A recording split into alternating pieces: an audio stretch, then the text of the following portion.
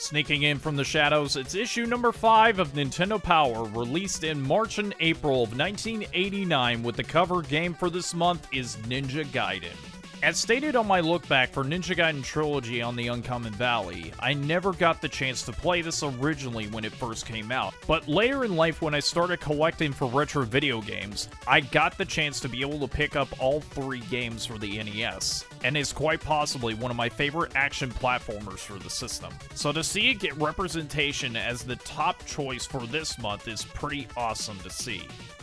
With that being said, what the heck is going on here? The entirety of this game's map is shown in the background right behind Ryu Hayabusa. And speaking of which, he looks like the ninja from Ask a Ninja that used to play on YouTube back in mid-2000. Also, ninjas apparently can walk on water? Maybe that's where the inspiration from Naruto got that idea from. Among other featured games for this issue are more coverage for Zelda 2 and Adventure Island, and the rest are showcased in the newly introduced section known as the preview column.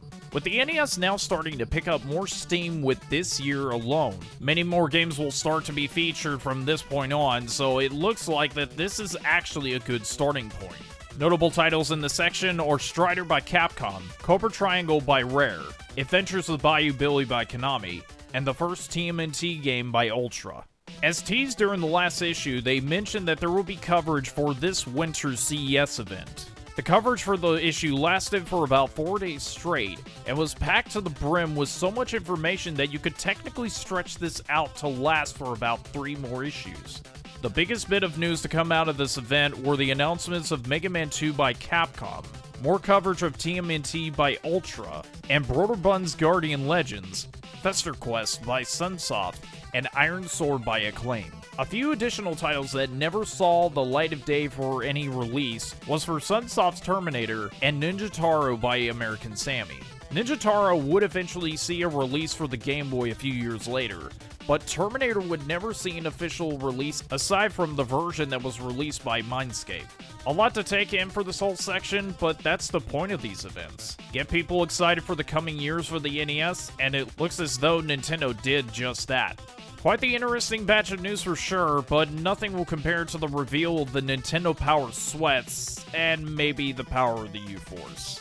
Speaking of CES, Nintendo offered the chance for someone to go to the summer CES event that was going to be held in Chicago, and also to win a brand new Power Glove. One of the few accessories that's either a bit hit or miss depending on who you talk to, but at the time it was pretty revolutionary.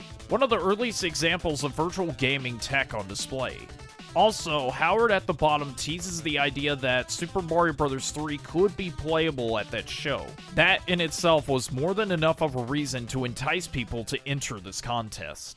Nintendo seriously going back and forth on these posters, as this time around they might have actually got it right, and could quite possibly be my current favorite poster they put out thus far. Strider Hiryu looks really badass as he's jumping from that airship to drop down on an enemy and stab them in midair.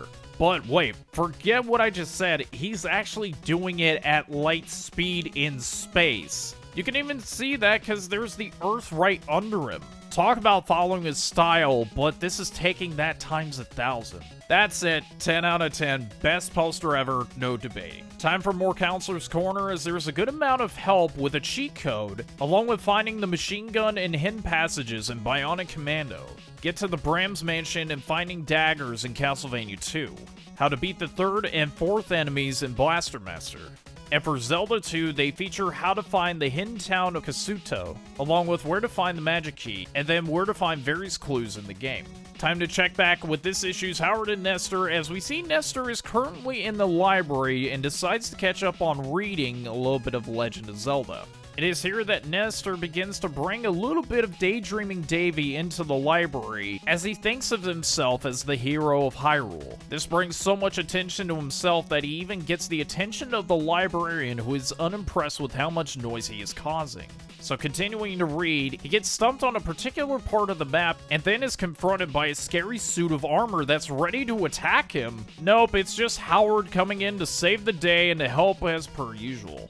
With Nestor not having any of it, He then daydreamed so hard to the point of bumping into the same librarian from before and then is escorted out. I guess you could say that Nestor is being checked out of this library for good.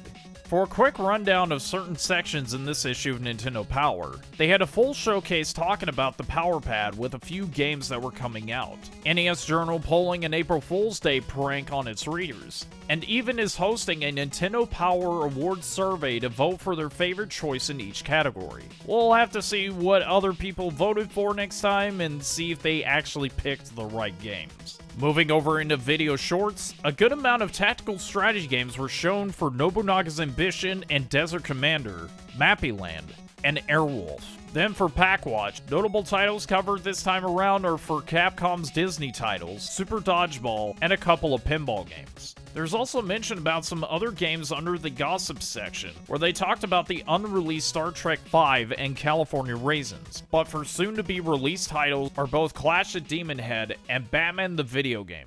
And finally, we finish this issue the best way we know possible with the top 30, though for some reason they decided to stick this into the middle as opposed to being the finale. The top 30 for this issue has both Super Mario Bros. 2 and Zelda 2 remaining on top, with Zelda coming in at number 3.